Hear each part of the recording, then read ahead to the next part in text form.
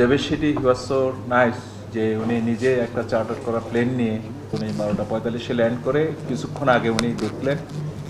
দেখে ওনার সমস্ত কিছু গত কালকে ওনার যে প্রথম উপসর্গ শুরু হয় তখন থেকে শুরু করে ওনার যে কার্ডিয়াক অ্যারেস্ট তখনকার অবস্থার এবং কী কী স্টেপ নেওয়া হয়েছিল এবং সেইগুলার এবং এনজিওগ্রামের করা এবং সেই সময় তার সাথে সাথে স্টেন্টিং করা, পরবর্তীতে ওনার 2 ঘন্টা যে উন্নতি একটা স্টেবল অবস্থানে থাকা, আবার ডিটেরিয়েশন হওয়া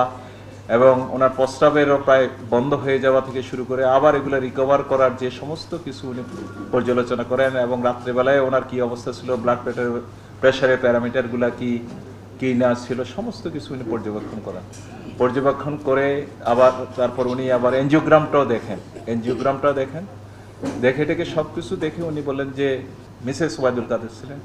ইউর হাজব্যান্ড ইজ লাকি যে ওনারা এই